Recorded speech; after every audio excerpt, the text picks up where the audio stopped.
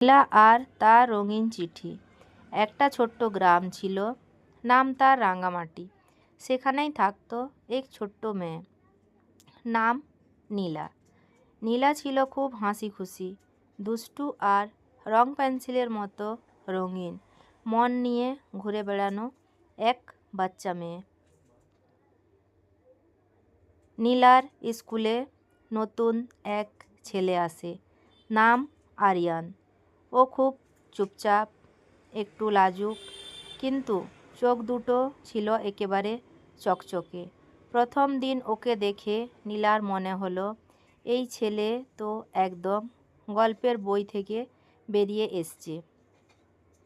ধীরে ধীরে ওদের বন্ধুত্ব হয়ে যায়। নীলা আঁকা ভালোবাসাতো, আরিয়ান বানাতো কাগজের বিমান। ক্লাসের ফাঁকে ফাঁকে দুজন মিলে রাস্তায় ছুটোছুটি করত, লুকোচুরি খেলতো আর স্কুল ছুটির সময় গেটের সামনে দাঁড়িয়ে তর্ক করত আজ কার খাতা সুন্দর ছিল। একদিন নীলা রং পেন্সিলের একটা ছবি আঁকলো, দুইটা ছোট্ট মানুষ, পাশে একটা বড় সূর্য। ছবির নিচে লিখলো, আমার সেরা বন্ধু আরিয়ান।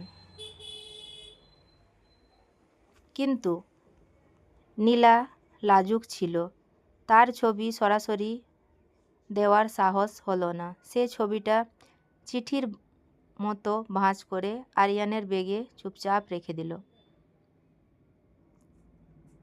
পরের দিন আরিয়ান স্কুল এসে হাসতে হাসতে বলল, নীলা, তোমার রঙিন চিঠিটা আমি পেয়েছি। তুমি জানো, আমার প্রথম কোনো চিঠি পেলাম। আরিয়ান নিজের পকেট থেকে একটা কাগজ বের করলো, সেখানে লেখা, তুমিও আমার সেরা বন্ধু। নীলার গাল লাল হয়ে গেল। সে বলল, তাহলে আমার সব সময় সেরা বন্ধু হয়ে থাকবো। আরিয়ান হেসে মাথা নাড়ল, সব সময়। সেদিন থেকেই নীলা বুঝল, এই দুনিয়ায় ছোট্ট ভালোবাসা বলতে আসলে শুধু একটা হাসি, একটা রঙিন ছবি আর কাউকে হারিয়ে না ফেলার প্রতিশ্রুতি।